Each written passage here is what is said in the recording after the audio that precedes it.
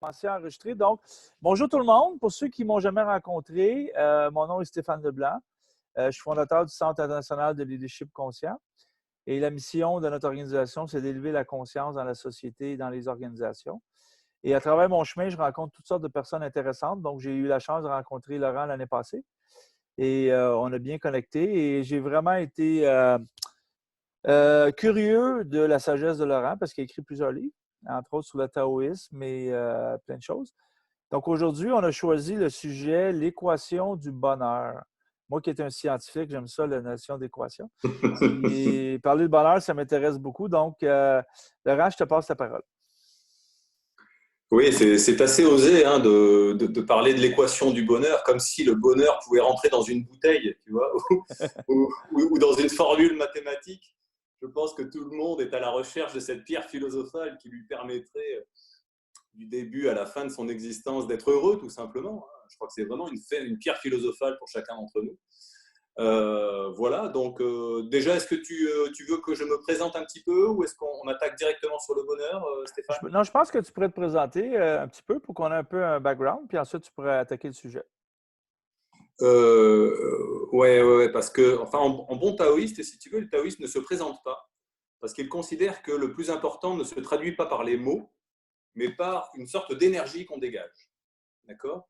Et donc, et il considère également que le message est plus important que le messager. Et c'est la raison pour laquelle, par exemple, dans le taoïsme, tu as le canon taoïste, c'est à peu près entre 4000 et 5000 ouvrages.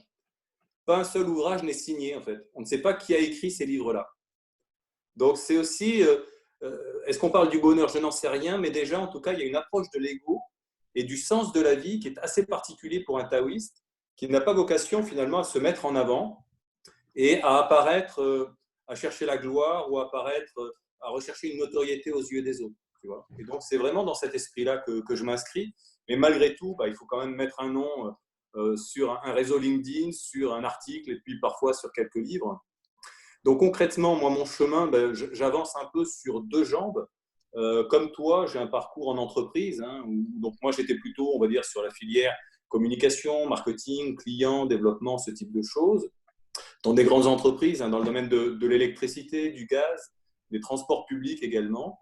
Voilà, donc, et également en fin de parcours également, donc j'ai fait des choses beaucoup plus centrées sur l'humain, notamment la qualité de vie au travail, la sécurité, la santé au travail. Donc, ces thématiques-là, j'ai beaucoup travaillé sur ces questions. Voilà, donc sur mes derniers postes. Et également, complémentairement, donc moi, j'ai beaucoup travaillé également les arts martiaux parce que tu sais, la carte et le territoire, on est tous plus riches que ce qu'on apparaît. Donc, sur les CV, de manière générale, c'est un peu le monde de l'entreprise que l'on fait figurer. Mais le plus important, ce sont des choses qui ne figurent pas sur le CV. On va parler, par exemple, parler du bonheur cet après-midi. Eh bien, le bonheur n'apparaît pas sur le CV. Tu ne verras jamais sur un CV, j'ai une aptitude particulière à être heureux. Or c'est une valeur de savoir-être extrêmement importante, par exemple. Tout ça pour dire que dans le CV, en fait, il n'y a pas tout, et je dirais même plus, il n'y a pas l'essentiel. Et donc, à côté de cette vie professionnelle, eh bien, donc moi, j'ai longtemps travaillé les arts martiaux, notamment vietnamiens. J'ai toujours été attiré par l'Asie de manière générale. Et donc, dans l'école où je suis arrivé en 2004, eh bien, non seulement on enseignait les arts martiaux vietnamiens, mais également le Qigong, qui était un art énergétique que je ne connaissais pas. Il y a deux grandes traditions énergétiques dans le monde. Il y a le yoga que tout le monde connaît et le Qigong, qui est d'origine chinoise, qui est beaucoup moins connu. Et donc, en 2004, eh bien, je suis tombé dedans un peu par hasard, parce qu'au bout de 2-3 mois de pratique, sans rien rechercher, j'ai senti des choses dans mon corps, des fourmillements. C'était l'énergie qui me parlait et qui me disait qu'il y avait là sans doute quelque chose de très intéressant à travailler. Et on va le voir également, si j'en parle aussi, c'est toujours en lien avec notre thème, parce que le bonheur aussi passe par le corps. Et en Occident notamment, on pense en tout cas résoudre l'équation du bonheur uniquement par ça, uniquement par la tête. Et les arts martiaux, les arts énergétiques, l'alchimie taoïste de manière générale nous enseigne que le bonheur peut aussi être trouvé par une alchimie intérieure, une intelligence de corps, cellulaire quasiment, qui peut en tout cas nous permettre d'accéder au bonheur. Donc c'est pour ça que si je fais des digressions, elles sont toujours malgré tout en lien avec notre sujet. dans la mesure où le Qigong est aussi une superbe voie, une voie royale vers le bonheur, qui est le sujet de cet après-midi. Et donc voilà, et donc à gauche l'entreprise, à droite le monde énergétique, et donc comment concilier tout ça? Eh bien c'est un peu mon travail aujourd'hui, puisque je développe des outils à mi-chemin entre le monde du travail, finalement, mon expérience, quelques lectures taoïstes ou autres par ailleurs, et puis mes inspirations, parce qu'il faut savoir que le Qigong aussi développe beaucoup l'intuition, au travers d'un point notamment qu'on a tous au sommet du crâne. Donc il y a ceux qui le savent et qui le travaillent, et ceux qui ne le travaillent pas, et qui donc ont moins accès finalement à ces facultés incroyables des uns et des autres, qu'on appelle l'intuition, l'inspiration, on l'appelle comme on veut. Donc moi, je développe des outils pour installer une sorte de triple bonheur finalement, le bonheur à l'intérieur de soi, le bonheur dans ses équipes, dans son management, dans son entreprise, et si possible, inviter les leaders finalement à prendre conscience que au niveau de la direction de l'entreprise, ils sont capables eux-mêmes d'agir sur le monde et pourquoi pas sur le bonheur du monde. Donc voilà un peu tout mon travail. Et donc je compile tout ça dans des articles, dans des livres, et puis ensuite, eh bien, au travers de conférences, d'entretiens comme celui-là. Stéphane, eh bien, j'ai beaucoup de plaisir à partager tout ce que je raconte et tout ce que je fais. Voilà, en peu de mots. Voilà, alors après tu me poses la question du bonheur, hein, c'est ça, c'est de l'équation du bonheur. Donc comme si le bonheur pouvait être mis en équation. Pour les taoïstes déjà, il y a des paradoxes taoïstes qui disent par exemple que plus tu rechercheras le bonheur, moins tu l'attraperas. Donc le bonheur n'est pas un objectif, le bonheur est déjà une conséquence. Et c'est un peu comme une ombre, tu vois, c'est Alfred de Musset qui disait « La femme est comme une ombre, courez-lui derrière, elle vous fuit, fuyez-la, elle vous court après. » Bon, c'était à propos des femmes. Bon, on peut dire qu'il y a un parallèle entre l'ombre, en tout cas d'Alfred de Musset, et puis le bonheur, au sens taoïste du terme, c'est-à-dire que plus tu rechercheras ton bonheur avec un acte mental, une projection mentale, moins tu le trouveras. Parce qu'au sens taoïste du terme, c'est plutôt une conséquence, c'est un état, c'est une conséquence d'un certain nombre de variables dont on va parler, plus qu'un objectif mental qui consisterait à dire « je serai heureux lorsque je serai à la retraite, je serai heureux lorsque je changerai de chef, je serai heureux lorsque… » tu vois, avec une sorte de projection dans un futur hypothétique. Non, donc le bonheur, il est d'abord maintenant, il passe par le corps, et c'est d'abord la conséquence de quelque chose plutôt que l'objectif d'autre chose. Donc là, déjà, quand on qualifie le bonheur comme ça, déjà, on avance sur la voie du bonheur, et c'est un adage très connu en Orient, et à ce moment-là, la cible devient le chemin, c'est-à-dire que le bonheur, il est plutôt dans le chemin que dans la cible en tant que tel. Alors, c'est cette équation. Pour aller tout de suite dans le vif du sujet, parce que je sens que c'est le vif du sujet qui t'intéresse et que c'est la raison pour laquelle tu m'as invité, je t'en remercie à nouveau ici. Concrètement, pour moi, les 4 grandes variables qui sont comme une équation mathématique, la variable expliquée, je vais parler comme un matheux là, la variable expliquée, c'est le bonheur. Les variables explicatives, c'est qu'est-ce qui permet finalement d'expliquer la variable du bonheur.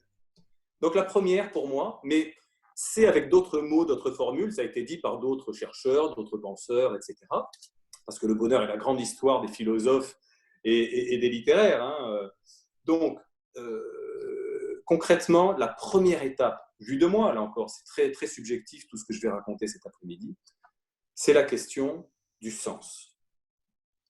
Le sens, alors, on ne va pas donner des grandes définitions sur le sens. Le sens, ça peut être le sens du passé, le sens du présent et le sens du futur, pour être extrêmement pédagogique. Le sens du passé, c'est quoi? C'est qu'est-ce que j'ai voulu être tout petit et que finalement la vie ne m'a pas permis d'être ou de faire. Ça, c'est le sens du passé. Donc déjà, se poser la question, est-ce que j'arrive à rappeler la question qui était la mienne quand j'étais gamin, ou alors pas du tout, ou alors j'ai complètement oublié. Mais certains n'ont pas complètement oublié et ont encore la mémoire du questionnement de l'enfant. Auquel cas, ces gens-là, ils ou elles, sont aidés dans ce questionnement du sens.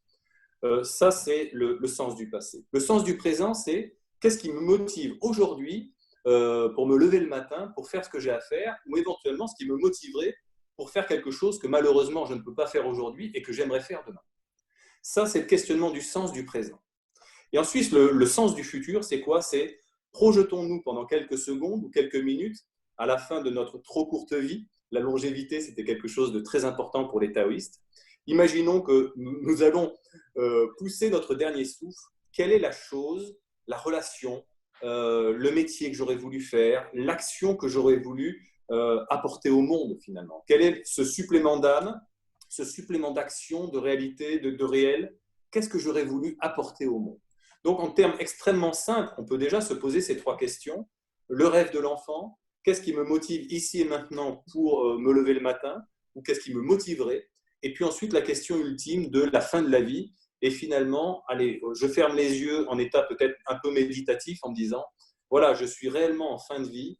Qu'est-ce que finalement j'aurais dû faire et que je n'ai pas fait pour éviter le regret du dernier souffle? Ça, c'est la première variable, c'est la variable du sens. D'accord? Après, je parlerai des 4 types de bonheur si tu le souhaites, mais je ne veux pas complexifier trop. Première variable, question du sens. Deuxième variable, on a tendance à l'oublier, cette variable. C'est pour ça que j'insiste là-dessus. Je ne sais pas si tu pourrais la trouver. Disons les choses très simplement, c'est la question du temps. Et oui, du temps. Et on oublie cette variable parce qu'on pense qu'on a un temps infini. Or, nous sommes dans une société, comme disait le sociologue Jacques Ellul, qui va de plus en plus vite vers nulle part. Donc on voit bien qu'on récupère en plus la question du sens. Et en plus, on récupère la question de la rapidité. Nous sommes dans une société qui non seulement ne sait pas où elle va, qui a perdu le sens, mais en plus qui n'a même plus de temps parce que sans s'en rendre compte, on court derrière la vitesse du synthétique, de la machine, de l'ordinateur, des robots, etc. Or, le biologique, c'est-à-dire les cellules, donc nous sommes faits de sang et d'os, et donc le système nerveux ne peut pas aller à la même vitesse que la lumière, en fait, et que la machine. Et donc, on est en train de comprimer le temps, ce qui fait que ni toi ni moi, enfin beaucoup de personnes, on a beaucoup de mal à réussir toutes nos vies et à faire rentrer toutes nos vies dans une journée. On veut être des parents exemplaires, des enfants exemplaires, des maris ou des femmes exemplaires, des collaborateurs exemplaires, des managers exemplaires, etc., des voisins exemplaires, des amis exemplaires. Donc, t'imagines toutes les vies et la richesse de nos vies. Et ça, c'est le point positif de nos vies actuelles. Simplement, il y a une monnaie, il y a un prix finalement à payer dans le jeu yin-yang de la vie. Eh bien, c'est que le temps se raccourcit. Toutes ces vies, on les comprime dans toujours 24 heures. Et donc, on commence à avoir des vies impossibles. Et ce qui se passe, c'est qu'il faut savoir, je pense que tu connais le chiffre, aujourd'hui, un manager, en une seule journée, prend autant de décisions qu'un manager au début du XXe siècle en un mois. Donc, voilà. Donc, cette accélération, on la voit bien, elle est là. Et il faut savoir simplement, et tout le monde est capable de le comprendre, tu prends par exemple quelqu'un qui adore son métier, n'importe lequel. Je prends un luthier, par exemple. Il a un très beau métier. Et lui, sa vie, le sens de sa vie, c'est de fabriquer des violons. Eh bien, donc lui, il vit extrêmement heureux parce qu'il arrive à peaufiner ses violons, etc. Tu comprimes le temps, tu prends le même luthier, tu prends le même métier et tu lui dis désormais, luthier, tu ne vas pas faire un violon tous les 15 jours, mais désormais tu vas faire 100 violons par mois ou 100 violons tous les 15 jours. Et donc, ça va devenir un enfer puisqu'il aura en permanence cette pression du temps qui fera que son bonheur d'hier, avec un temps pacifié, devient son enfer de demain, alors même que les acteurs sont les mêmes et les activités sont les mêmes. Donc le temps est un contributeur et un facteur essentiel de notre bonheur. Ça veut dire que qui veut être heureux doit sanctuariser des plages de son agenda, doit se trouver des temps pour lui, pour justement ou réfléchir au sens, ou réfléchir à s'ouvrir le cœur, etc. À faire un certain nombre de choses pour être en capacité non seulement de recevoir, mais aussi de donner. Donc, cette question du temps est pour moi une variable essentielle de la manifestation du bonheur. Deuxième variable. Troisième variable. Ça, c'est une variable qui est dans beaucoup de traditions, beaucoup de spiritualité. C'est la variable, allez, pour faire très court, j'utilise le mot ici dans ce cercle parce qu'il n'y a que des amis et des leaders conscients qui nous écoutent. C'est simplement, alors je l'ai appelé en version édulcorée la bienveillance, mais ici j'utiliserai le terme de l'amour. D'accord ? L'amour que je décline de 3 manières. C'est pour ça que les variables, c'est alors soit si on parle de bienveillance, B1, B2, B3, la bienveillance à soi, la bienveillance aux autres et la bienveillance au monde. Et on voit bien que l'amour, comme la bienveillance, finalement, à chacun le terme qui lui appartient, qu'il souhaite utiliser, c'est une énergie concentrique comme ça. Et qui dit que le bonheur d'abord est une énergie concentrique qui part d'abord de soi, qui ensuite se répand vers les autres et qui ensuite s'accroît comme ça pour atteindre ce que les Grecs anciens classiques appelaient agapé, c'est-à-dire une sorte d'amour inconditionnel.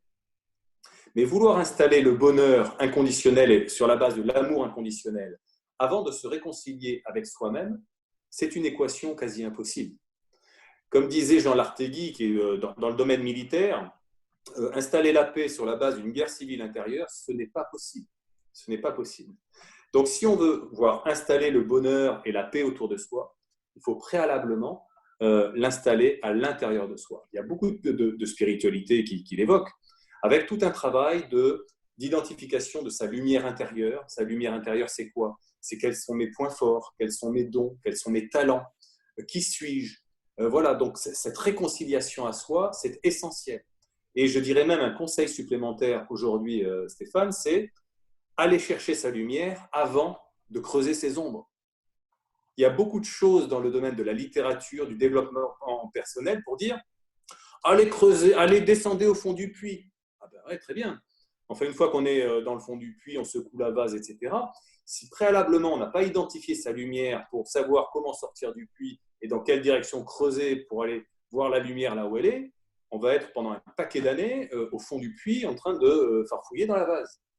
Donc, une recommandation en tout cas que je pourrais donner cet après-midi, c'est avant d'aller creuser vos ombres, cherchez votre lumière intérieure au travers de vos talents, de vos dons, de ce qui vous procure de la joie. Voilà qui vous êtes réellement et ce que vous êtes en capacité d'apporter non seulement à vous-même, c'est-à-dire de la joie, mais aussi aux autres. Quelle est la joie que vous pouvez apporter aux autres au travers notamment de vos dons? Et les dons sont très intéressants parce que les dons nous aident, que ce soit des dons innés ou des dons finalement qui apparaissent au fil de notre vie. Les dons sont autant de petits cailloux blancs que la vie nous accorde pour trouver le sens. Donc, à la question notamment, quel est le sens de ma vie? Parce qu'il y a quelque chose d'essentiel dans le taoïsme, c'est suivre sa propre nature. Dans le taoïsme, on l'a partout, ça.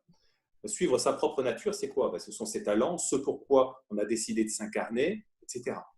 Et si on sait quelle est sa propre nature, on sait quelle est sa mission de vie.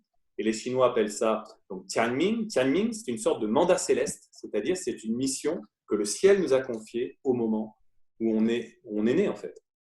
Et en plus, il raconte, parce que les taoïstes sont extrêmement pratiques, que le sens de notre vie est stocké dans nos reins. Donc, le travail du corps, là aussi, permet aussi de stimuler, de faire remonter ce mandat céleste qui est stocké dans les reins, qui vient le faire émerger, et notamment par le jeu de la colonne vertébrale, le faire remonter à la conscience au niveau du cerveau. C'est extrêmement concret. Et notamment quand en Occident, on reste au niveau des mots en disant le bonheur c'est ceci, le bonheur c'est cela, on peut de manière extrêmement concrète et pragmatique descendre dans le biologique, aller stimuler un petit peu le travail des reins pour faire remonter non seulement les peurs, mais également la confiance en soi, l'estime de soi, et puis au passage, notre chemin de vie. Donc, tu imagines la puissance du travail du corps pour faire émerger à la conscience, finalement, le pourquoi nous sommes incarnés. Dernière variable, enfin, bon, j'étais un peu long, hein, mais tu rebondiras sans doute là-dessus. La dernière variable également, c'est donc l'énergie. L'énergie, c'est-à-dire que toutes ces variables-là, alors je ne l'ai pas dit, mais je le dis, elles sont interdépendantes, évidemment. C'est-à-dire que le sens a besoin de temps pour exister. Si tu veux trouver du sens, il faut déjà préalablement entretenir une bienveillance à soi pour ensuite trouver le temps qui permet ensuite de trouver le sens, etc. Donc les trois variables sont interdépendantes et chacune des variables également est nécessaire mais pas suffisant. C'est-à-dire que s'il manque l'une des quatre variables, l'équation ne peut pas se résoudre. Enfin, la dernière variable, donc j'étais là-dessus, c'est sur l'énergie. L'énergie, c'est quoi? C'est ta vitalité corporelle. C'est-à-dire que concrètement, l'exemple que je prends régulièrement, c'est quoi? C'est tu le sens bien, en fin de journée, le soir, on est fatigué. Eh bien, à partir du moment où la jauge de notre énergie diminue, notre aptitude au bonheur diminue. Je t'ai perdu, je ne t'entends pas, Stéphane. S'il y a eu une question? Ça va, je parlais à mes enfants. Ah, d'accord. Donc, L'énergie, c'est ça. C'est qu'on sent bien qu'en fin de journée, on a la tête vide ou pleine, c'est selon. Le corps est extrêmement fatigué et on sent que parce que l'énergie est à un niveau extrêmement bas, eh bien, on est irritable, on est colérique, on est impatient et on sent bien que l'aptitude au bonheur recule. Donc, si on veut être également dans l'aptitude du bonheur, eh bien, ça veut dire que notre énergie doit être au maximum, en permanence. Ça veut dire que l'attention au corps est essentielle si on souhaite, d'une manière extrêmement pragmatique, accéder au bonheur. Autrement formulé, vouloir accéder au bonheur tout en ne prenant pas soin de son corps, donc plus positivement, si on veut remettre la jauge énergétique au maximum, avoir une activité sportive régulière, une activité sexuelle équilibrée et épanouissante, bien s'alimenter, bio, frais, etc. Donc, avoir ce qu'on appelle le discernement alimentaire. Pourquoi pas méditer, pratiquer des visualisations positives. On sent bien que le corps est un véhicule de vie qui va nous permettre également de remettre donc, la jauge énergétique à niveau et donc aussi de trouver du temps, par exemple. C'est parce que j'aurai la patate que je saurai dire non à mon chef, négocier une échéance et trouver du temps pour moi, pour me réconcilier vis-à-vis de moi-même et trouver le sens de ma vie. Tout se tient en fait. Et quand on comprend que ces 4 variables, 1, sont essentielles et que 2, elles sont interdépendantes, nécessaires mais pas suffisantes, eh bien on entre dans une sorte de théorème ou de formule mathématique et qui nous dit qu'il est intéressant de s'interroger individuellement et particulièrement sur chacune d'entre elles. Et si on parvient à combiner chacune de ces variables, eh bien, dans l'instant présent, dans notre corps, eh bien, de manière la plus continue et intense possible, eh bien, on aura un état qui va s'installer, qui pourrait s'appeler le bonheur. J'ai essayé de tout rentrer dans la bouteille, hein, Stéphane. Non, mais c'est très clair et j'apprécie beaucoup que tu parles du corps parce que beaucoup de gens qui me suivent savent que c'est quelque chose que j'ai négligé longtemps, encore aujourd'hui, parce que je vais dans le cœur, je vais dans la tête. Mais c'est très clair que quand on fait de l'activité physique, on ressort de ça avec une euphorie, fait on peut faire l'ingénierie de notre bonheur, dans le fond. Hein. Et quand tu parlais des aliments, le discernement alimentaire, c'est un mot que je viens d'apprendre aujourd'hui, que certains de nous, on a besoin de travailler très fort. Hein. Donc, j'aimerais te poser une question, le paradoxe, parce qu'évidemment, tu connais beaucoup sur le taoïsme. Il y a des gens tantôt qui te posaient la question, c'est quoi le taoïsme? Tu en as parlé un peu. Mais le paradoxe de dire, mais dès qu'on poursuit, on ne trouve pas. Et là, évidemment, tu nous as donné une recette, dans un certain sens. Donc, peut-être parler un peu du détachement, de faire les étapes, mais avec un certain détachement. Parle-nous un peu du paradoxe de ne pas chercher pour trouver. Ok, deux choses. Qu'est-ce que le taoïsme en une phrase? Les vrais taoïstes vont me maudire et me reprocher cette définition épouvantable parce que forcément, quand tu ne rentres pas dans le détail d'une notion, tu t'attires les foudres de tous ceux qui connaissent évidemment en détail tout cela. Le taoïsme, pour faire très court, il y a différents niveaux de compréhension du taoïsme. Mais si je devais faire extrêmement court, je dirais que le taoïsme, c'est l'art d'observer la nature pour en extraire des enseignements et comprendre que l'homme ou la femme ne sera jamais aussi heureuse, le thème du bonheur, mais aussi performante, que si l'homme ou la femme comprend les lois de la nature et se les applique à lui-même dans tous les comportements, les compartiments de sa vie. Est-ce que tu peux nous donner quelques exemples des lois de la nature? Oui, des exemples par exemple. La nature nous enseigne par exemple que tout est basé sur le cercle en fait. Tout est basé sur le cercle. Si tu regardes le monde du travail par exemple, le monde de la nature par exemple, donc tu as le printemps, début de l'énergie qui monte, d'accord. L'été, l'énergie est au maximum. L'automne, donc à la fin de l'été, il y a ce qu'on appelle l'été indien, c'est-à-dire l'élément de la terre. Ensuite, il y a l'élément du métal avec un déclin, une décroissance. Et ensuite, tu as l'hiver avec une phase de repos qu'on appelle dans le monde de la nature la dormance. Bon. Ça, c'est le monde, on va dire, naturel. Et donc, la nature nous enseigne qu'il y a un petit yang, un grand yang, une sorte de plateau, ensuite un petit yin et un grand yin. D'accord. Ça, c'est le grand cycle de la nature. Et ensuite, ça recommence. Et donc, tout est basé autour du cercle. Et ensuite, quand tu regardes les entreprises, qu'est-ce qui se passe? Dans les entreprises, donc, il y a les congés de fin d'année. Alors, ouais, je vais plutôt commencer au printemps. Au printemps, il y a souvent donc des salons. Enfin, là, je parle de l'époque de l'avant-Covid, parce que maintenant, il n'y a plus grand-chose. Donc, concrètement, donc, il y a les salons de printemps, d'accord. Donc, déjà, janvier, février, c'est assez calme quand même, parce qu'on est après une période assez trépidante. Les salons de printemps, ensuite, ça se calme un petit peu après. Ensuite, les congés arrivent, donc juste en juin, on travaille comme des brutes parce qu'il faut terminer les dossiers avant de partir en congé. On part en congé durant l'été, d'accord. Ensuite, au moment de la rentrée, on travaille aussi assez fort parce qu'il y a quantité de choses à faire, on récupère du boulot que le chef nous a donné pendant l'été, etc. Et ensuite, en fin d'année, alors là encore, on découvre qu'on a des queues de budget, il y a des inventaires à faire, il faut préparer le nouveau cycle, etc. Et on travaille comme des brutes au moment où la nature, finalement, au contraire, entre en dormance, se calme, avec tout ce phénomène qu'on appelle la dépression saisonnière, etc. Ce qui fait que l'hiver, on travaille complètement à contre-cycle. C'est-à-dire, l'hiver, on devrait, au sens de la nature, se calmer, se reposer. C'est tout le travail de l'introspection, de faire le bilan de l'année pour ensuite préparer le nouveau cycle. Donc, si on devait travailler comme la nature, c'est comme ça qu'on devrait faire. Et au contraire, l'été, on devrait travailler comme dans les sociétés traditionnelles, d'ailleurs, puisqu'on travaillait dans les champs. Et en plus, le soir, on avait tellement d'énergie, parce que les nuits étaient très courtes en plus, c'est qu'on allait au bal. Donc, l'été, on a beaucoup d'énergie, on est créatif, on est dans le plein potentiel de son action. Et l'hiver, au contraire, on a beaucoup moins d'énergie, dépression saisonnière, comme dans la nature, on suit nos diurythmes, et au contraire, on devrait ralentir. Dans les entreprises, qu'est-ce qui se passe? On travaille comme des fous en fin d'année, d'accord, notamment en période hivernale.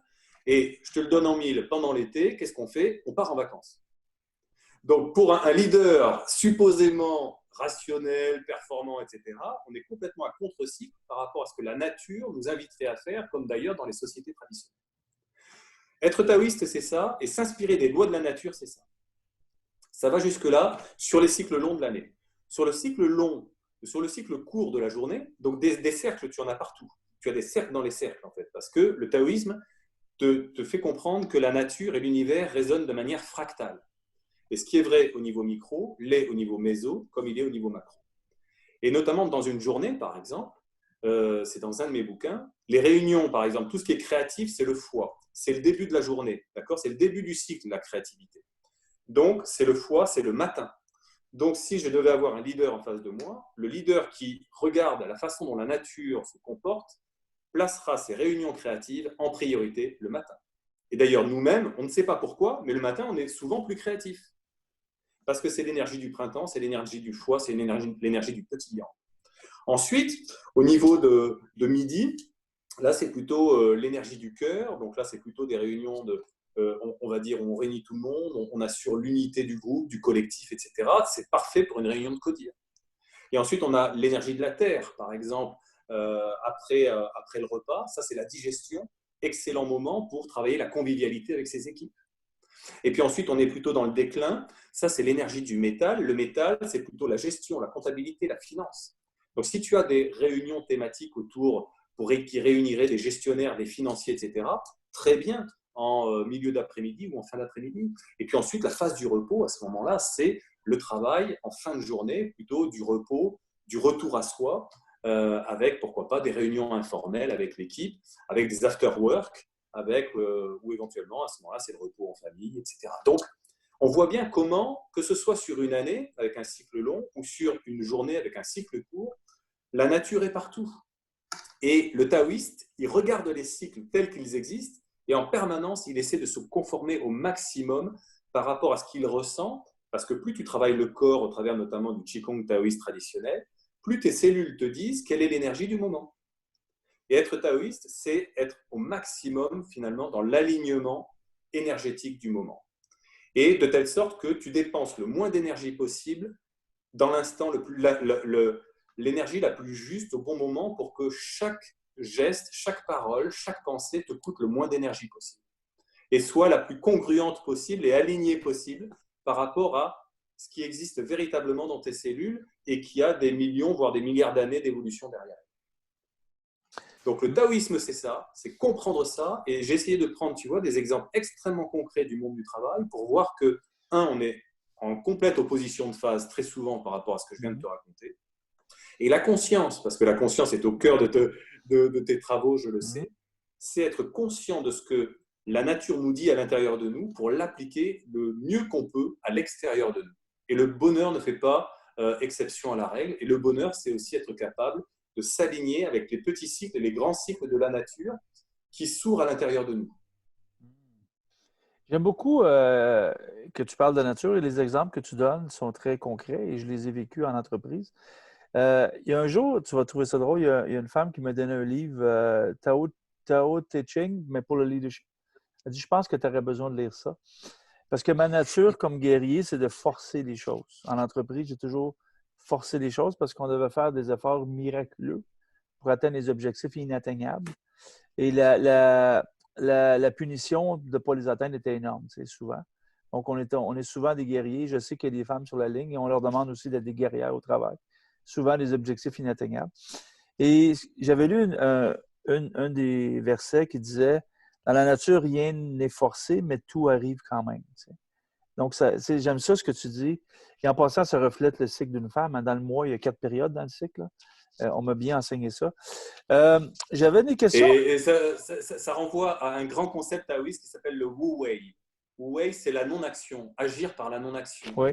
Il y a un proverbe chinois qui dit « Il est inutile de pousser la rivière ». Et ça, c'est un proverbe vraiment que je partage avec vous. Et en fait, je prends juste une illustration parce que ça traduit typiquement ce que tu viens d'évoquer. Chaque fois qu'on travaille en force, on n'est pas dans l'énergie du Tao. Et je prends un exemple très personnel. Parfois, je dois travailler la variable du temps. Pour moi, je dois, par exemple, par rapport aux 4 variables que je t'ai évoquées, la variable du temps, je suis d'un naturel, j'y travaille, hein, mais plutôt impatient. Et notamment, quand j'écris un livre, eh bien, parfois, j'ai envie de sortir le livre rapidement, etc. Et chaque fois que j'ai essayé, entre guillemets en force, en petite force, parce que je travaille par ailleurs, mais de pousser le calendrier et de faire sortir le livre plus rapidement que prévu, eh bien, ça n'a pas marché. Et inversement, comme tu dis, il y a, quand tu écoutes la nature, quand tu sais observer la nature, et il y a à certains moments, tu lâches prise. Ce mot du lâcher prise est très important. Eh bien, à ce moment-là, tu décides de ne pas décider, tu décides de faire confiance, et c'est pour ça que tu parlais de détachement tout à l'heure. C'est très exactement ça. Je décide de ne plus m'occuper de l'échéance de la sortie de mon prochain bouquin, et à ce moment-là, les messages arrivent. Et à ce moment-là, les portes s'ouvrent. Et je ne sais pas pourquoi. Ou alors, mieux que ça, Stéphane, à ce moment-là, ce n'est pas le livre que je voulais sortir qui sort, c'en est un autre. C'est prodigieux, c'est prodigieux. Quand on fait confiance à ce qui est déjà là, à la rivière qui coule, c'est prodigieux. Bien, dans mon langage, Laurent, c'est parce que la création, c'est le créateur qui crée à travers nous, peu importe comment tu l'appelles. Et notre travail, c'est de nettoyer le pipeline là, pour que les informations nous viennent. Et c'est vraiment intéressant ce que tu décris parce que plus on se met de pression, moins on accomplit. Donc, si on traduit ça dans le monde du travail où on met beaucoup de pression sur les gens, on crée un climat de peur où les gens probablement performent bien en deçà de leur potentiel parce qu'on a constamment des échéanciers inatteignables. Laurent, j'aimerais te poser une couple des questions qui sont ici. Tu connais mon langage, au Québec, on dit ça une coupe, ça veut dire plus qu'un. Comment le taoïsme interpréterait, comment une personne qui est taoïste interpréterait la pandémie actuelle? Alors, j'ai écrit un certain nombre d'articles là-dessus. Si ça vous intéresse, ceux qui nous regardent peuvent s'y référer. Pour moi, je l'ai écrit dans un de mes articles. Je l'ai appelé « Bas les masques ». Les 3 enseignements que le Covid-19 voudrait qu'on apprenne. Pour moi, les 3 grands enseignements, ce sont les suivants. Il y en a d'autres, hein, mais bon. 3 enseignements, c'est 1. Nous rappeler le réel plutôt que le virtuel. Je vais illustrer mon propos. Le biologique plutôt que le mécanique et le synthétique. Et 3, le lent plutôt que le rapide. S'il devait y avoir 3 enseignements que le coronavirus ou le Covid-19, sur lesquels, en tout cas, il nous demanderait de réfléchir, de nous questionner, c'est ça. Le réel par rapport au virtuel, c'est quoi? C'est qu'on se rend compte, par exemple, que nos économies sont complètement hors sol. Aujourd'hui, on fabrique de la monnaie, on ne sait pas trop d'où ça vient, et on sait que ça n'a aucune correspondance dans le monde réel, la monnaie. Les spéculations boursières ne reposent sur rien. le cours des devises, le cours du pétrole, etc. Il y a des enjeux géopolitiques, il y a des jeux de spéculation. Aujourd'hui, on est dans un monde qui s'assimile à une sorte de pensée magique. Et donc, par rapport à ces traders qui négocient au jour le jour, qui jouent avec des lignes de code, avec des équations, on parlait des équations avec des chiffres, qui alignent des chiffres qui ne signifient plus rien, en fait, qui créent de la monnaie à partir de rien, nous vivons dans un monde virtuel, les jeux vidéo aussi en font partie, qui finalement nous déconnectent du monde réel. Et le virus, il est là pour nous rappeler le biologique, pour nous rappeler aussi qu'il y a une réalité qui est là et qui n'est pas celle que les hommes ont inventée et qu'on pourrait assimiler à une sorte de pensée magique. Donc, premier enseignement du coronavirus, c'est ça. C'est revenez dans le réel. Deuxième enseignement, revenez au biologique. Vous avez misé sur des choses comme le transhumanisme, comme les algorithmes, comme la robotique. Et donc, vous courez à toute force, finalement, derrière le temps, derrière la machine, et quelque part, vous consacrez la machine. Or, redécouvrez l'humain, redécouvrez l'animal, redécouvrez la plante, redécouvrez le vivant. Donc ça, c'est aussi un grand enseignement. Alors évidemment, l'humanité est capable de choses extraordinaires. Il faut continuer à inventer, à créer, et c'est ce qui fait quelque part notre supplément créatif en tant qu'espèce consciente, parce qu'il faut continuer à créer de la connaissance utile dans le domaine médical, par exemple. Il faut continuer à poursuivre la recherche, ou théorique, ou appliquée, etc., dans le domaine de toutes les sciences, de manière générale. Donc là, continuons à être créatifs, mais en revanche, n'oubliez pas la vie. N'oubliez pas la vie. Donc, n'oubliez pas le réel, n'oubliez pas la vie, le biologique, parce que ne sacralisez pas, c'est un peu notre nouveau veau d'or. Hein. Le veau d'or, c'est quoi? C'est la virtualité. Le nouveau veau d'or, aujourd'hui, évidemment, l'argent, le pouvoir, comme avant. Mais en plus, aujourd'hui, on a la mécanique, on a le biologique, on a le synthétique, on a l'algorithmique. Et puis, le troisième enseignement, c'est le rapport au temps. Et le coronavirus nous dit, ah ben, vous aimez la vitesse? Très bien, je vais tout ralentir. Je vais tout ralentir et je vais tout bloquer. Et donc, je vais vous expliquer que l'importance du présent, l'importance du corps, le confinement, qu'est-ce que le confinement, qu'est-ce que le ralentissement? Parce que finalement, on a un ralentissement absolu, total, universel aujourd'hui. Et donc, ça nous oblige à nous réinterroger sur le rapport au temps que l'on entretient. Non seulement nous-mêmes vis-à-vis de nous-mêmes, nous vis-à-vis des autres, nous vis-à-vis de notre entreprise vis-à-vis du monde, etc. Parce que plus ça va vite, l'exemple que je cite de temps en temps, c'est que plus ça va vite, en fait, et moins on existe. Nous-mêmes, l'autre et le monde. Il y a des images très parlantes, par exemple. C'est que dans le manège infernal, dans le carrousel de la vie moderne, de la vie économique, socio-économique notamment, je m'amuse à dire que finalement, l'enfant ne voit plus le visage de sa mère. C'est-à-dire que lorsque finalement le carrousel, le manège tourne trop vite, on ne voit plus les formes, on ne voit plus rien en fait. Et j'aime aussi à dire que lorsque le train va trop vite, l'arbre devient un trait. On ne voit plus l'arbre.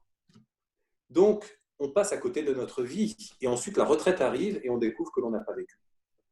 Donc, la vitesse nous éloigne des conditions de réalisation de notre propre bonheur. Donc, s'il devait y avoir, pour résumer et rassembler tout ça, les 3 enseignements du Covid, parce que je me doutais que tu allais me poser la question. Tu vois. Donc, c'est l'importance du réel, l'importance du vivant, du biologique, et l'importance de la lenteur. Et donc, il y a l'éloge de la lenteur. Je ne sais plus quel est cet auteur qui avait écrit l'éloge de la lenteur. Je pense que c'est un philosophe qu'il faudrait relire. Il était peut-être taoïste. Écoute, j'aime beaucoup que tu parles parce que moi, j'ai toujours été en amour toute ma vie avec la vitesse. Et si j'avais à me définir comme une voiture, je suis une Formule 1. Mais je t'avouerai que depuis 8 mois, 1 an, je commençais à trouver que ça allait trop vite, même pour moi, qui va très, très vite. Donc, jamais d'opportunité d'arrêter au petit stop, changer les pneus. Et c'est peut-être pour ça que j'ai souffert au début de la pandémie avec le confinement, d'être forcé d'arrêter. Là, je m'y suis habitué et finalement, j'appelle ça ralentir à la vitesse de la vie. Et beaucoup des clients, beaucoup des gens apprécient, malgré le confinement, apprécient ce moment-là de plus de présence avec la famille, tout ça. C'est super que tu parles de ça. Il y a une autre personne qui pose une question, Laurent. Tu parlais des moments opportuns dans la journée pour certaines activités. Donc, le coaching, quelqu'un qui fait du coaching 1 à 1, quel serait le bon moment dans la journée selon les lois de la nature pour faire des activités comme ça? Pour moi, il y a deux moments. Il y aurait le matin parce que les deux sont en forme. Mhm. La créativité voilà, et vraiment c'est le travail du foie, de la créativité, c'est le travail du bois. Ça, c'est un bon moment parce que les deux sont en forme. Il y a un deuxième moment, c'est après le repas. D'accord? Pourquoi? Parce que c'est l'énergie de la terre et la terre, c'est l'énergie du lien. La terre est l'élément interstitiel d'intermédiation entre les éléments. Donc, c'est ce qui relie, notamment les équipes, etc., les humains. Donc, et notamment, c'est la raison pour laquelle, au moins en France, parce qu'au Canada, je ne connais pas vos usages, mais en France, on aime beaucoup, par exemple, je crois que la France est le pays dans le monde qui reste le plus longtemps à table. Mhm. Je crois que c'est 3h15. Mhm. Donc, on reste 3h15, je crois, par jour à table. Bon, ça c'est la moyenne française. À chacun ses records. En France, c'est ça. Donc, à midi, en tout cas, après le repas, je pense. Alors, l'inconvénient, c'est que c'est le moment de la digestion.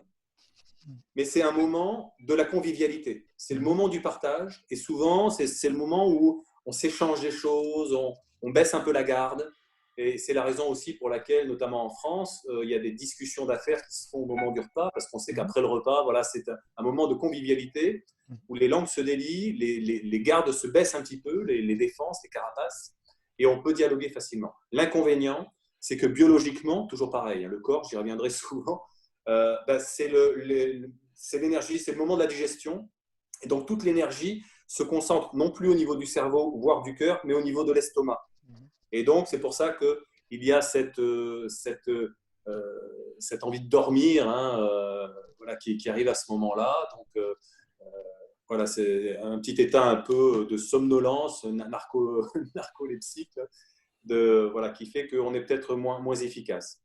Donc, le matin, moi, je vois bien le matin, parce que si on veut être dynamique, et puis après, un dialogue en fin de journée, par exemple. Mhm. Mais à mon avis, je suggère à la personne qui a posé la question de tester les deux et Mhm. de ressentir dans son corps les différences d'énergie. Et de proposer, par exemple, si le client l'accepte, un coaching le matin, un coaching le soir, et de voir concrètement quelle est la différence entre les deux. Mhm. Et je pense que la réponse lui sera apportée non pas par l'intellect, mais par son corps. Et énergétiquement, elle sentira quelle est la bonne formule. Mais je pense aussi, Laurent, ça dépend. Tu parles de nature. On a tous des rythmes circadiens, comme je pense qu'on appelle. C'est moi, Circadien. je suis un gars de matin. 4 heures du matin à 2 heures l'après-midi. Après ça, là, tu sais, j'ai perdu beaucoup de mon énergie et je devrais peut-être faire du Qigong, mais il y en a qui sont plus des gens de soirée, tu sais. Fait que je pense qu'il y a peut-être des gens qui ça va être. Mais je pense que ton idée de l'essayer. Laurent, j'aimerais ouvrir la salle pour des questions. Il y a des gens qui ont posé dans le chat, mais si vous avez des questions, des commentaires, les gens sur la ligne, on vous encourage à les poser maintenant. Juste enlever votre muet puis nous poser une question, nous faire un commentaire. Il y a plein de gens qui ont dit qu'il y a beaucoup de choses résonnaient, mais là, on aimerait vous entendre. Là. On a une personne qui a quand même étudié passablement le taoïsme avec nous. Donc, est-ce qu'il y aurait des commentaires, des questions? Est-ce que ça résonne avec vous? Ben, peut-être moi, Stéphane. Vas-y. Mhm. Oui, Laurent, tantôt tu as parlé que tu avais publié des articles ou des affaires. Est-ce qu'un endroit, est-ce qu'on peut se procurer ou aller lire ces récits-là? Donc, merci pour ta question. Je mets tous mes articles sur mon profil LinkedIn. OK. Donc, Je vais profil le partager, LinkedIn, Laurent. article, Ouais, je vais le partager avec les gens. voilà. Et là, il y a des tas d'articles. Il y en a une trentaine, je pense, maintenant, OK. sur des tas d'approches différentes, soit de l'actualité, soit du bonheur, soit même par rapport au monde de l'entreprise. Et notamment, j'ai établi 18 principes taoïstes. Donc, l'interdépendance en est un, par exemple, ou le détachement peut en être un également. Et donc, il y en a 18. J'ai essayé, c'est évidemment un modèle, c'est une simplification. Vous avez compris que j'aimais bien simplifier les choses, mais évidemment, on perd peut-être parfois un peu d'informations, mais ça a le mérite, en tout cas, de permettre à des gens qui ne connaissent pas le taoïsme d'accéder à les notions, à certaines notions, avant effectivement d'aller voir les textes, les textes des classiques. Donc, les articles sont sur LinkedIn. Et également, pour information, je le dis aussi parce que ça peut intéresser certains d'entre vous, c'est la première fois que je le fais. Ce qu'on est en train de vivre au niveau planétaire m'a donné envie de mettre en ligne quelques cours de Qigong, taoïste traditionnel. Donc, les liens également sont sur LinkedIn. avec une quinzaine d'exercices pour stimuler l'immunité et pour éviter effectivement, faire en sorte que le virus ne rentre pas dans notre organisme. Voilà, donc pour stimuler l'immunité des uns et des autres. Voilà, et ça, c'est la première fois que je le fais. D'habitude, je le fais avec, au sein de mon école, enfin avec le groupe qui me fait confiance et avec qui j'ai beaucoup de plaisir à pratiquer. Mais là, j'ai décidé un peu de sortir de ma bulle de confort et de faire partager tout ça dans les temps un peu inédits et compliqués qui sont les nôtres. Parfait. Donc, je vais inclure, Laurent, après la session, la vidéo d'aujourd'hui, tous les gens qui sont inscrits, puis je vais inclure aussi le lien de ton profil. Donc, merci Jean-François. Est-ce qu'il y a d'autres personnes qui aimeraient des questions ou il y aurait des commentaires? Vas-y, Lily.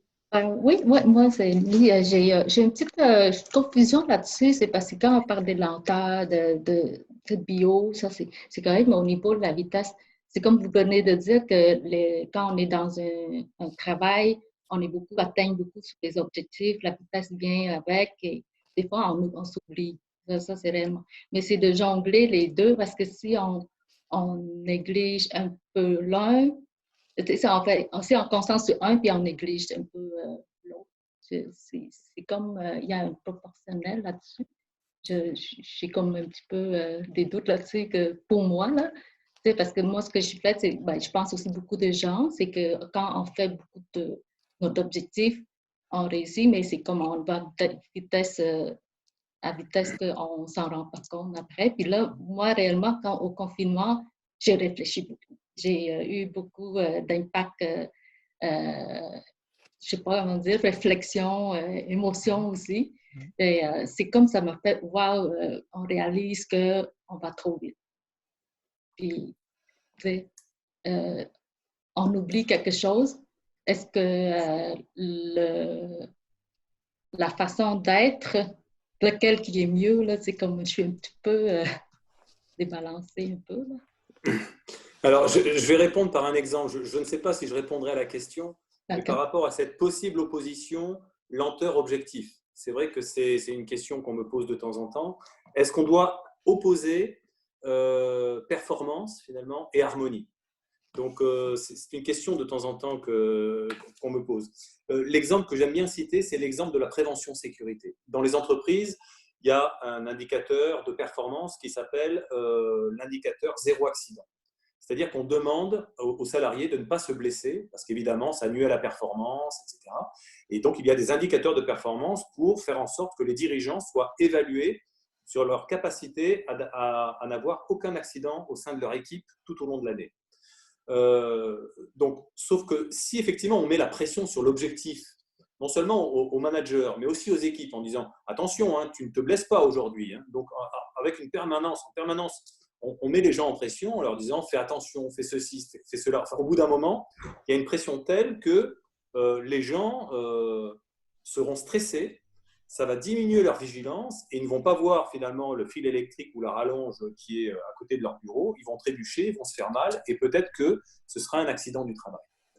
Donc, à vouloir trop passer en force, c'était un peu ce qu'on évoquait tout à l'heure, eh bien, on obtient un résultat inverse sur le plan de la performance, c'est-à-dire que le manager qui voulait n'avoir aucun accident au sein de son équipe, le simple fait de mettre la pression sur ses équipes à toute force, en leur en parlant en permanence, en créant une sorte de pression, voire de harcèlement autour de l'accident du travail, peut effectivement créer un effet inverse, du stress et donc une baisse de la vigilance et donc provoquer des accidents.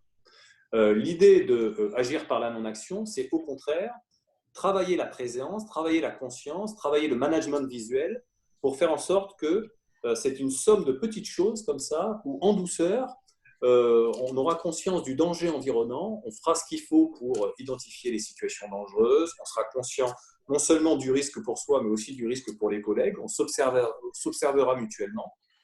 Et c'est parce qu'on aura fait toutes ces petites choses sur la base d'une observation lente, pacifiée à son environnement, à soi et aux autres, qu'on observera, non pas par voie d'objectif, mais par voie de conséquence, qu'à la fin de l'année, on n'a pas d'accident. On n'a pas fait baisser, on n'a pas fait exploser l'absentéisme, etc. Et donc, tout le monde est content. Et donc, la performance, au sens d'un taoïste, n'est pas un objectif. La performance est, comme le bonheur, une conséquence. Superbe. C'est intéressant. Moi, ma fille est athlète, Laurent, et j'ai beaucoup étudié les athlètes de haut niveau. Et quand c'est la journée de la performance là, pour gagner la médaille, il faut que le coach enlève toute la pression. Parce que s'il y a moindre once de pression, la personne ne gagnera pas. Et les coachs de haut calibre ont compris ça. Les coachs qui ne sont pas à leur plein potentiel ne comprennent pas. Ils mettent de la pression. Et il n'y a pas une personne qui… Parce que les gens qui sont consciencieux se mettent déjà leur propre pression. On n'a pas besoin de la remettre plus. Et ça me fait penser aussi, Laurent, est-ce que le taoïsme, ça ne ressemble pas un peu au jardinage? Tout le temps, à Montréal, les gens vont commencer à planter des choses. Une fois qu'on a planté la graine, là, est-ce qu'on doit la tirer? Tu sais? On doit tout simplement lui mettre de la lumière, de l'amour, de l'eau. Et est-ce que le leadership, c'est pas un peu ça aussi? Hein? C'est ce que je disais tout à l'heure, Stéphane. On ne pousse pas la rivière. La rivière n'a pas besoin d'être poussée. Le radis n'a pas besoin d'être tiré, Stéphane. Ou le brin d'herbe n'a pas besoin d'être tiré. Non. Et donc, plutôt que de… je ne sais plus qui disait, plutôt que de motiver les équipes, trouver plutôt les moyens qu'ils auraient eux-mêmes à se motiver. Tu vois, c'est-à-dire que la motivation véritable, c'est celle qui part de l'intérieur.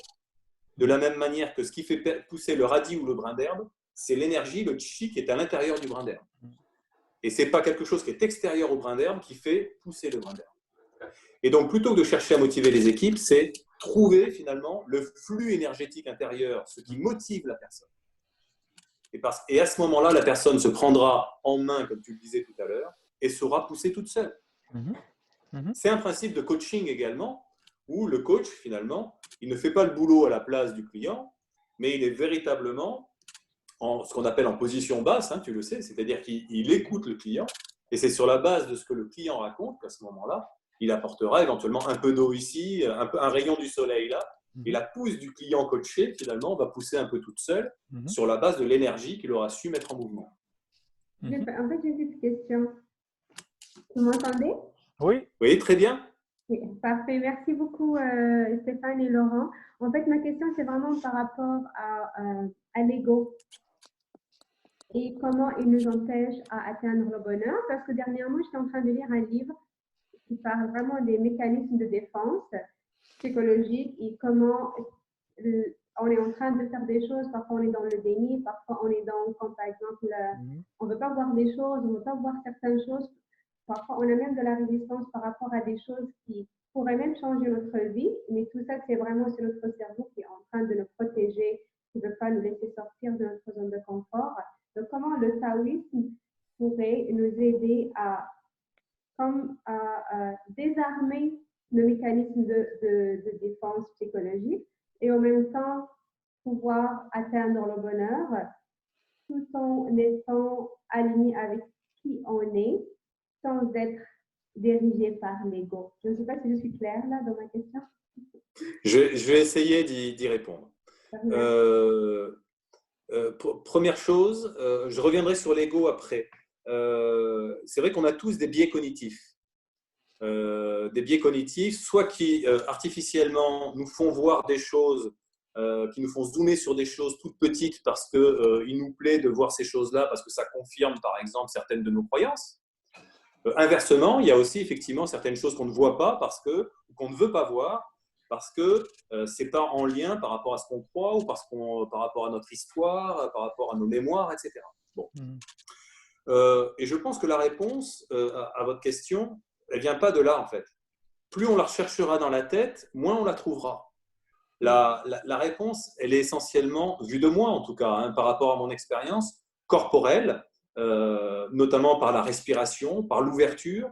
Il y a tout un travail, en fait, hein, et c'est un des intérêts, notamment, du travail alchimique taoïste et méditatif, etc., du Qigong taoïste. C'est justement, au bout d'un moment, le corps ralentit dans le domaine de la respiration, ouvre, entre guillemets, ouvre les chakras, c'est un peu indien ce que je dis, mais ouvre les centres énergétiques, ouvre les différents points énergétiques, et au bout d'un moment, on développe ces capteurs. Et on comprend que, un, on doit évoluer, et deux, notre corps, c'est comme une antenne, et plus on travaille l'énergie intérieure, notamment au travers de ces cellules, du travail cellulaire et énergétique intérieur, plus les capteurs deviennent de plus en plus sensibles, et ce que l'on ne voyait pas hier, eh bien, on finit par le voir. De la même manière que les chats, par exemple, ou les chiens entendent les ultrasons, nous, on n'est pas capable d'entendre les ultrasons. Certaines espèces animales arrivent à voir les ultraviolets ou les infrarouges, nous, non. Eh bien, le simple fait de travailler, finalement, l'énergétique corporelle, biologique du corps, permet d'accéder à des facultés qui permettent de comprendre l'interdépendance des choses, de comprendre et de voir beaucoup plus de choses dans le réel. Ça, c'est important. Et ça, c'est ce qu'on appelle le présent. Le présent, c'est quoi? C'est être capable, ici et maintenant, d'accéder à beaucoup plus d'informations. Chacun d'entre nous, si on observe, par exemple, je dis n'importe quoi, une pièce de théâtre, bien, compte tenu de notre histoire, de nos capteurs, etc., chacun d'entre nous, on verra une pièce différente. Et l'intérêt, finalement, de travailler les arts énergétiques, que ce soit le yoga, que je connais beaucoup moins bien, ou le qigong taoïste traditionnel, eh bien, fera que, dans l'instant présent, on a une telle ouverture des capteurs sensitifs, et même ultra-sensitifs, que dans le présent, on a accès à beaucoup plus d'informations. Et là où auparavant, on n'avait pas accès, finalement, à certaines, on refusait de voir certaines choses, etc. Parce qu'on est ouvert, la vérité, la réalité nous sautera au visage. Et nous sautera même corporellement. Donc ce sera forcément parce qu'on aura appris à observer le réel dans l'instant présent. Et notamment la respiration, par exemple, permet véritablement de ralentir. Et plus on ralentit, plus on voit de choses. C'est ce que je disais tout à l'heure. L'intérêt du ralentissement, c'est que plus je ralentis, plus je vois. Et donc, plus je vois à l'intérieur de moi-même, plus je vois à l'extérieur de moi-même, et plus je vois également des choses un peu subtiles qui ne sont pas du registre visible. Notamment, plus je ralentis le rythme cardiaque, par exemple, ma respiration, je suis dans un entretien de négociation ou un entretien d'embauche, plus je ralentis ma respiration, plus je calme tout ça, plus je suis capable d'identifier non seulement mes signaux à l'intérieur de moi, mais également tout le langage verbal, non verbal et paraverbal de mon interlocuteur. Donc, plus j'ai d'informations. Et donc, à partir de là, c'est autant d'informations avec lesquelles je peux travailler. Et plus on a d'informations dans le présent, plus on accède à ce que l'on appelle, c'est un autre concept philosophique qui s'appelle la liberté. La liberté naît de l'information que l'on possède, que l'on manipule. Les Latins, les Romains disaient la chose suivante: l'homme d'un seul livre est un esclave. C'est-à-dire, inversement, plus on a de livres, plus on a d'informations, plus on se libère. Et ça, c'est tout à fait essentiel. Chacun d'entre nous, on est prisonnier de notre propre livre intérieur. Et plus vous installez par la respiration, par le travail énergétique, la lenteur, et puis le travail énergétique de manière générale, plus vous vous libérez du carcan de vous-même, de vos propres limitations, de vos mémoires, de vos histoires, de vos expériences passées, parce que vous savez quelque part que c'est vous, bien sûr, mais ce n'est pas que vous. Et vous, c'est aussi l'autre, c'est aussi le monde. Et donc, vous accédez aussi à des dimensions qui vous font dépasser tout ça. Et enfin, répondre à côté, juste un pas de côté en disant que tout ce travail de l'ego, c'est intéressant, vous m'interrogez sur l'ego, parce que c'est l'objet d'un de mes livres. Et l'ego, j'ai complètement re-questionné la question de l'ego, parce que sans qu'on s'en rende compte, là encore, on est un peu manipulé parce que chaque mot a un pouvoir. Et l'ego, si on fait un micro-trottoir dans la rue, enfin pas actuellement, mais enfin plus tard, l'ego en fait est connoté assez péjorativement, négativement. Et il est rare qu'on dise de quelqu'un: ah, tu as de l'ego, c'est très bien, bravo, je te félicite. En règle générale, l'ego a une mauvaise réputation. Et c'est l'anecdote d'un ami qui m'a dit ça. Il me dit: tu sais, Laurent, je suis ennuyé, on déjeunait ensemble. Et il me dit: oh, je suis ennuyé parce que ma femme me reproche d'avoir trop d'ego. Je dis: bienvenue au club.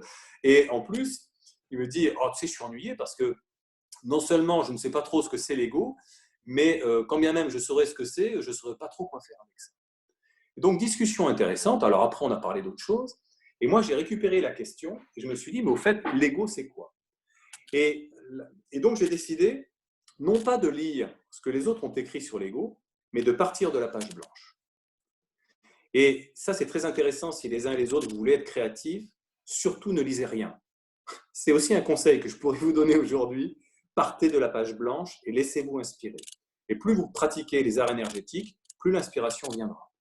notamment parce que vous ouvrez un point, Paikro ici, et Tianmen, c'est la porte du ciel, et donc vous aurez beaucoup plus d'idées et d'intuitions. Et donc, l'ego, il y a un paradoxe qui m'a sauté au visage qui est le suivant. L'ego, sur le plan extrêmement factuel, ça veut dire je, ça veut dire moi. Et l'ego a mauvaise réputation et c'est quand même un sale type. Donc, si on travaille en termes de logique, qu'on appelle un syllogisme dans le domaine linguistique, l'ego, ça veut dire moi, l'ego est un sale type, donc je suis un sale type. Vous imaginez ce qu'on est en train de nous faire croire.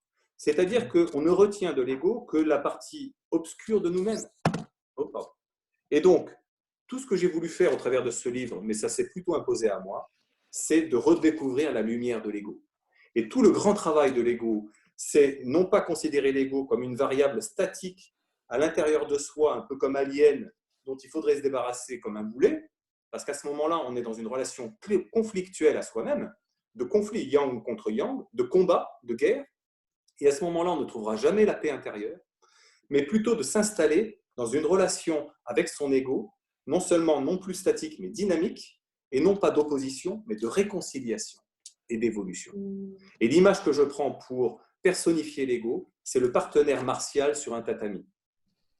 C'est le partenaire qui est en face de moi, ce n'est pas celui que je dois éliminer et à mettre au tapis en éliminant, c'est au contraire celui, le partenaire martial, c'est celui qui m'apprend qui je suis. Donc le partenaire martial, comme l'ego, c'est celui qui me fait grandir et qui me permet d'apprendre et de grandir sur la connaissance de moi-même. Et à ce moment-là, la relation qu'on entretient avec son ego est une relation pacifiante, de réconciliation, et c'est la première réconciliation à laquelle je faisais allusion tout à l'heure dans l'équation du bonheur, c'est la bienveillance à soi, c'est l'amour à soi qui passe par une réconciliation avec son ego. Donc, l'ego, c'est comme une montagne. On ne retient que le versant obscur de la montagne. Il y a tout ce versant lumineux, chaque fois j'en parle, en disant qu'il y a la meilleure part de nous-mêmes à l'intérieur de nous-mêmes.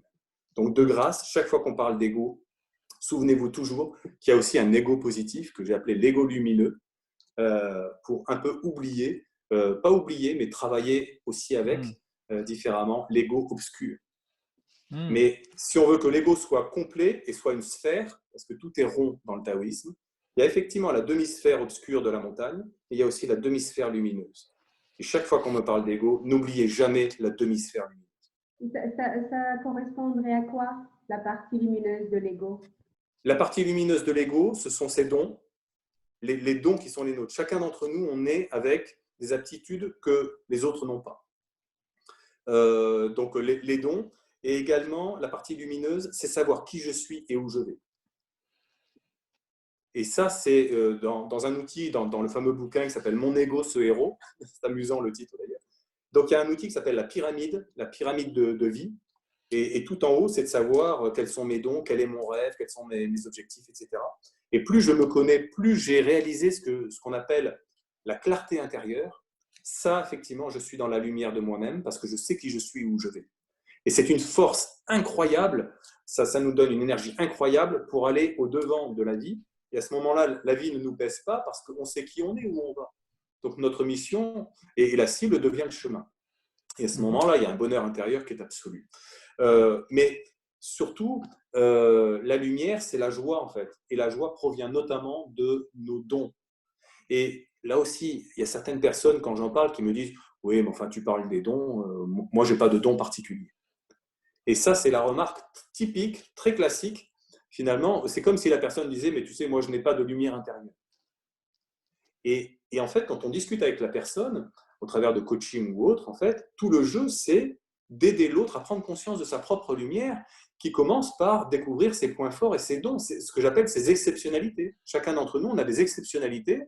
Il y a des gens, par exemple, qui sont leaders, qui ont une capacité mais absolument incroyable à amener les autres derrière eux. Ben, ils ne sont pas forcément conscients de cette aptitude de leadership. Et en plus, ces gens-là, très régulièrement, vous disent « Ouais, mais enfin, tu sais, mon aptitude, tout le monde l'a. » Ah ben non, tout le monde n'est pas capable, je suis désolé, de porter le drapeau, de planter le drapeau et d'amener derrière lui, finalement, toute l'équipe avec la banane, avec des gens qui ont envie de te suivre. Non, ça, je suis désolé. Ça, tout le monde n'a pas cette aptitude-là. Et il y en a d'autres, par exemple, une femme, elle disait « Non, bon, vous savez, moi, je suis un peu comme les autres. » Et elle dit « Ah oui, non, j'ai peut-être un don. Ah, je dis, bon, quel est ce don? Et cette femme-là me dit, mais devant tout le monde, hein, c'était un collectif de travail régulier. C'était dans une banque. Et elle dit devant tout le monde, ben moi j'ai le don de pouvoir apprendre une langue en 3 mois. Et donc, elle dit ça devant les autres qui étaient tous médusés. Ah bon, mais tu as cette aptitude-là? Elle était à 2-3 mois de la retraite. Et alors, forcément, je demande à cette personne, mais bien évidemment, vous avez utilisé cette aptitude dans votre carrière et dans votre vie. Et évidemment, vous avez eu une vie internationale, puisque vous aviez cette aptitude exceptionnelle qui était celle de pouvoir apprendre une langue en 3 mois. Et elle me dit, ben justement, non. Et donc, elle n'est pas allée vers sa lumière intérieure et vers ce qu'était sa propre nature, en fait, et ses aptitudes natives. Et donc, c'est dommage parce que la thématique de cet après-midi, c'est le bonheur. Et donc, si elle avait dû suivre finalement ces dons, ce qui lui procurait de la joie, et qui sont donc ces dons innés ou acquis, eh bien, finalement, elle se prive de cette joie intérieure absolument incroyable, et elle se prive également de pouvoir le partager avec les autres, et elle se prive également du bonheur absolu que représente finalement l'art de réaliser sa propre nature et de suivre ses dons. Laurent, merci. Tu es une fontaine de sagesse. Il y a une abondance. Et je crois qu'on va organiser d'autres rencontres parce qu'il y a tellement de sagesse avec une clarté limpide.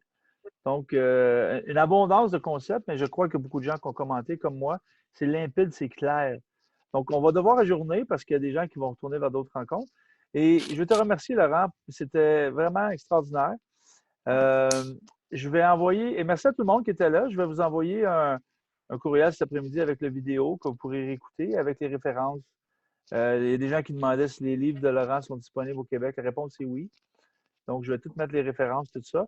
Et je vous promets qu'il va y avoir d'autres suites avec Laurent là, pour notre communauté ici au Québec. Là. On a déjà des choses de prévues. Laurent est déjà invité comme conférencier en septembre au sommet du leadership conscient. On verra si en septembre, on peut faire des sommets en physique, en personne. Mais j'ai d'autres... J'espère pour être physiquement parmi vous, en tout cas. Hein. Moi, j'ai bien hâte, mais j'ai d'autres idées pour Laurent aussi, pour des affaires virtuelles. Donc, c'est partie remise. Donc, merci beaucoup à tout le monde. Merci, Laurent. Le salut taoïste, c'est celui-là. C'est comment? Le salut taoïste, c'est celui-là. Donc, c'est le yin sur le yang. Donc, la main gauche sur la main droite. Ouais, c'est la main gauche sur la main droite. Il y a des tas d'interprétations derrière, mais ce sera peut-être l'objet d'une autre conférence. Wow, super. Et merci beaucoup à tout le monde. Merci, Laurent. Merci à vous. Un grand merci, en tout cas. Merci.